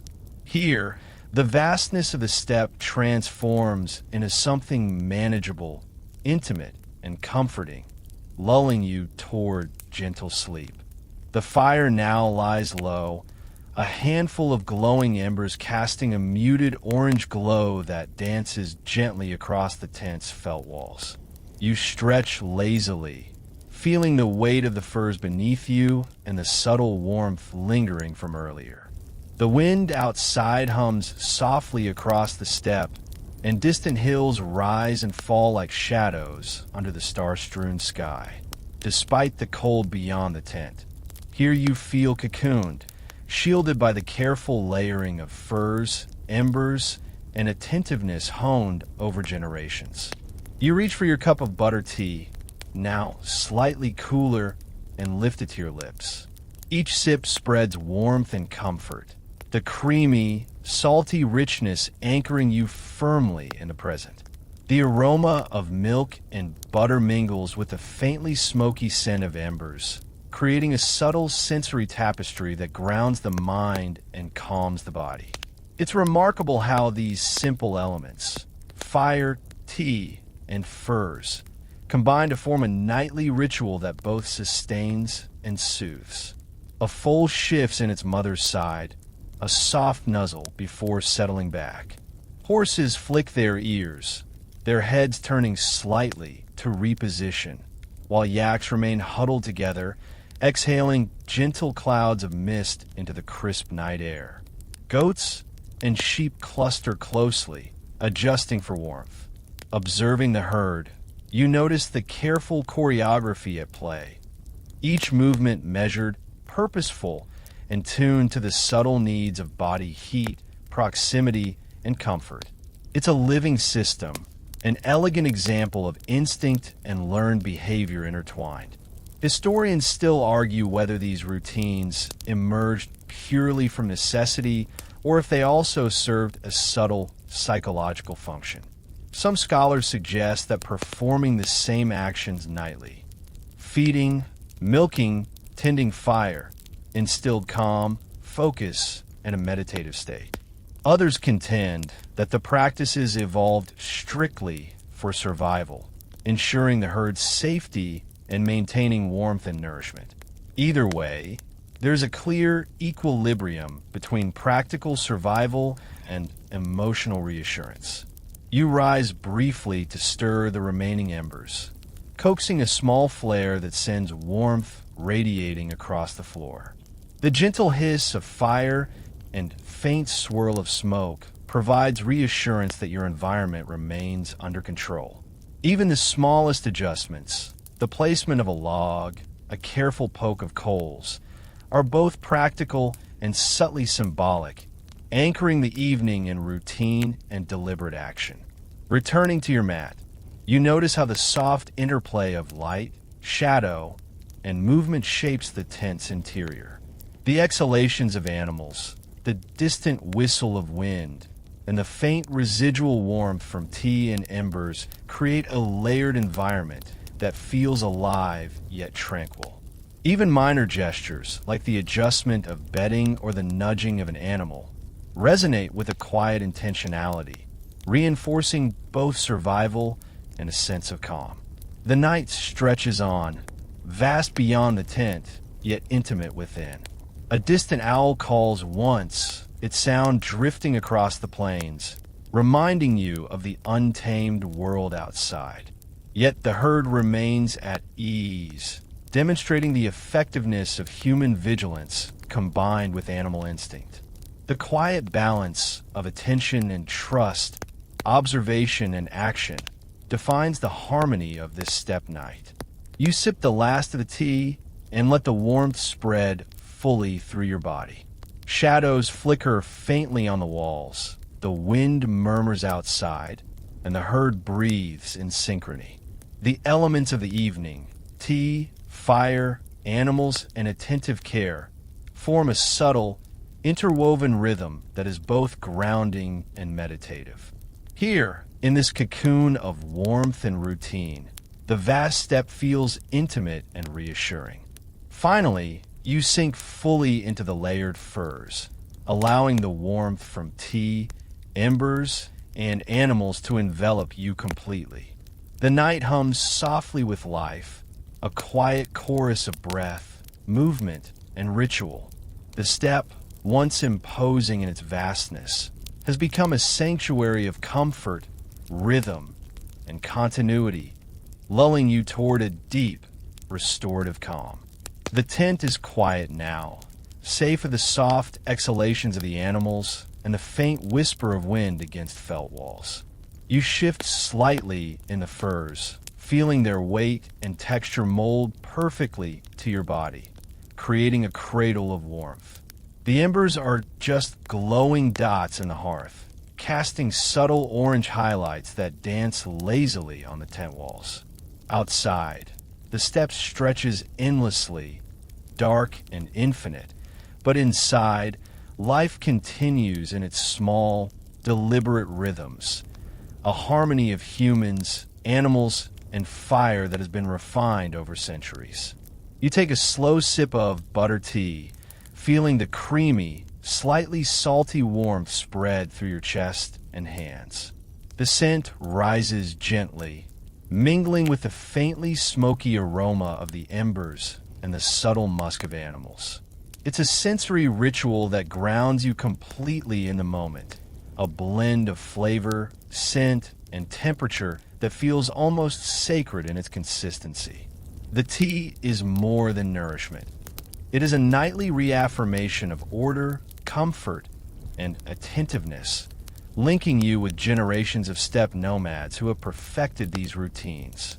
A foal shifts gently against its mother, and a horse flicks its ears before settling again. Yaks huddle closely, exhaling warm clouds that dissolve into the crisp night air. Goats and sheep cluster tightly together, maximizing shared warmth. Observing this choreography, you notice the subtle intelligence in every movement, how each animal positions itself for heat, balance, and safety, and how the herd collectively maintains an equilibrium that minimizes risk and maximizes comfort. It is a quiet, living lesson in careful attentiveness. Historians still argue whether such nocturnal routines were strictly functional or also had an implicit psychological dimension. Some suggest that the repetition of tasks like fire tending, tea preparation, and animal checks promoted a meditative, mindful state, helping herders manage isolation and stress. Others contend that the routines were purely pragmatic, designed for survival, and any calming effect was a fortunate byproduct. Either way, the evening's rhythm creates a reassuring structure for both body and mind. You rise briefly to stir the embers, coaxing a faint flare that radiates warmth across your fingers. The fire, though small, serves as both sentinel and symbol, a tactile confirmation that order has been maintained. Even minor adjustments, shifting a log, nudging coals, have an outsized impact, reinforcing the delicate balance of warmth, light, and attention that defines life on the steppe. Each deliberate gesture resonates with continuity, linking past, present, and the enduring cycles of routine. Returning to your mat, you notice the subtle interplay of shadows cast by ember light and movement within the tent. The faint sounds of the herd, the soft shuffle of hooves, gentle snorts, and synchronized breathing, layer with the whispering wind outside, creating a serene, almost hypnotic soundscape. Even small acts performed hours earlier, like adjusting bedding or feeding animals, reveal their significance now, having contributed to a secure, comfortable environment. The distant howl of a wolf drifts across the plains, long and haunting. Yet within the tent, it is merely another note in the night's rhythm. The herd remains undisturbed, a testament to the effectiveness of human care and vigilance. Observing the delicate balance between caution and calm, you recognize how routine, repetition, and attentiveness work together to cultivate both safety and serenity, ensuring a restful night for all. You take the final sips of tea, letting the warmth spread thoroughly through your body. Shadows flicker faintly, embers hiss softly, and the wind hums across the open steppe. The elements of evening, tea, fire, animals, and deliberate care merge into a quiet, sustaining rhythm. Life here is deliberate, structured, and comforting, a testament to centuries of refined nomadic wisdom. Finally, sinking fully into your furs, the warmth of tea, embers, and animal bodies wraps around you completely. The night hums softly with life, the breath of animals, the whisper of wind, the lingering heat of fire, creating a cocoon of continuity and calm. The vast steppe, though dark and infinite outside, has been transformed into an intimate sanctuary, lulling you toward deep, restorative sleep. The embers are now faint pinpricks of light, barely illuminating the contours of the tent. You sink deeper into the furs, feeling the last traces of warmth from the fire settle through your body.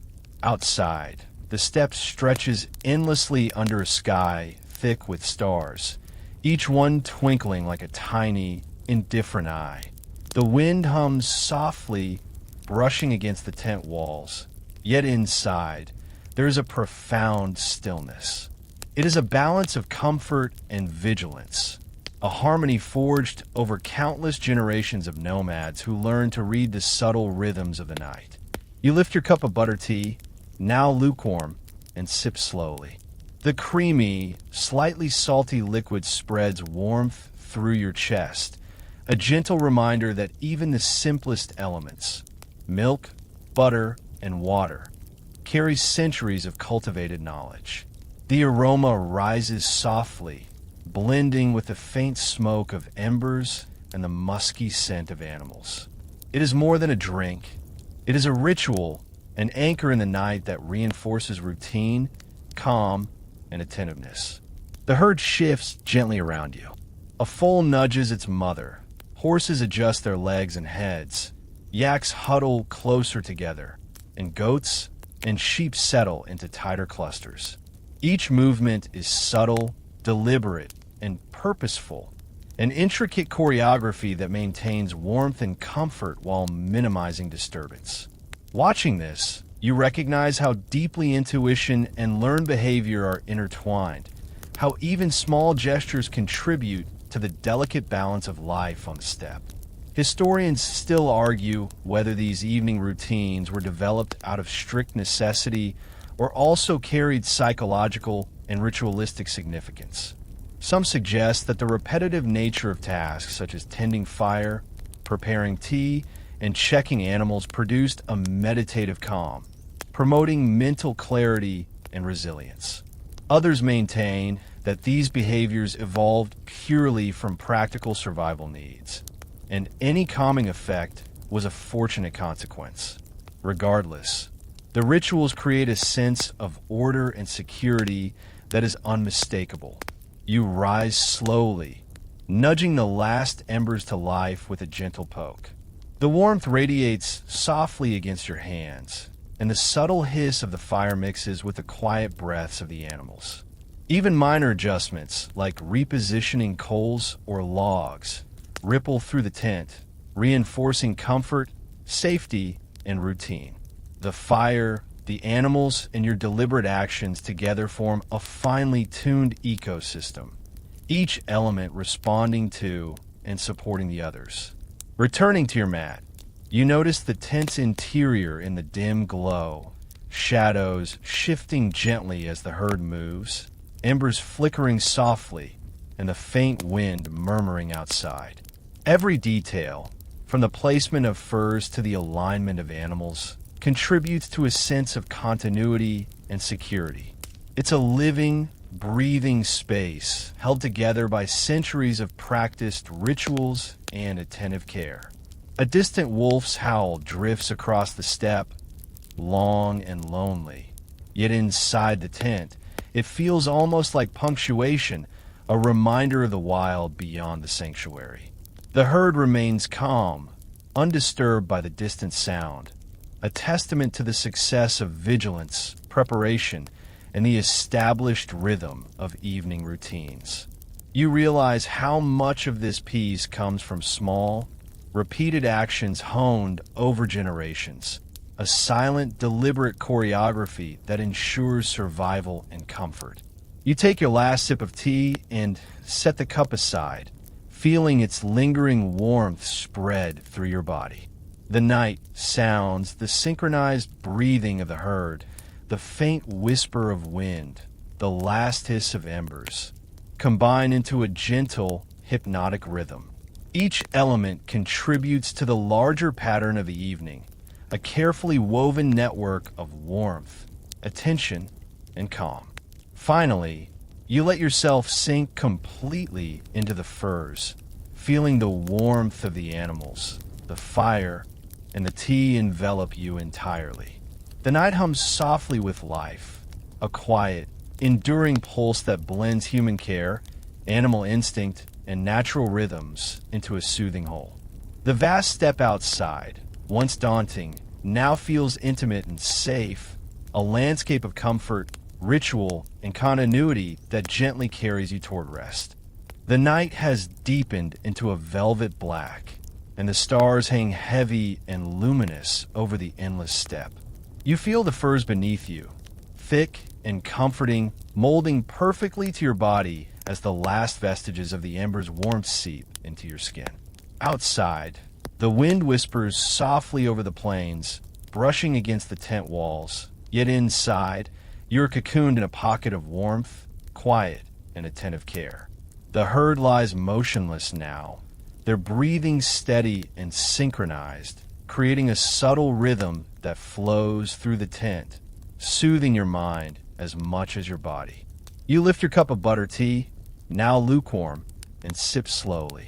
The creamy, slightly salty warmth spreads through your chest, radiating outward, connecting you physically and mentally to the rhythms of the night. The aroma mingles gently with the faint smoke of embers and the musky scent of the animals, forming a comforting sensory tapestry. It's a ritual honed over centuries, tea, fire, and attentive observation intertwined into a nightly performance that fosters calm, focus, and continuity. A foal nuzzles its mother lightly. Horses adjust subtly. Yaks huddle closer together, and goats and sheep press against one another. Every minor shift and gentle movement in the herd maintains equilibrium, preserving warmth and reinforcing the delicate balance that has ensured survival across countless generations. Observing this, you recognize the intelligence embedded in instinct and repetition, the quiet choreography of the night that makes survival both manageable and intimate. Historians still debate whether these evening routines were purely functional or also ritualistic, carrying implicit psychological benefits. Some argue that repeated tasks, stoking embers, preparing tea, checking animals, produced a meditative calm that strengthened mental resilience. Others insist the practices evolved strictly for survival, and any sense of serenity was an incidental bonus. Either way, you feel the combined effect now. A slow, steady reassurance that life is ordered, purposeful, and safe. You rise one last time to adjust the furs and gently poke the remaining embers, coaxing a tiny flare. The warmth radiates softly, the fire responding to your touch. These small actions ripple subtly through the tent, reaffirming comfort and security. Returning to your mat, you notice the interplay of shadow, ember light, and animal movement, forming a living tableau of quiet, attentive care.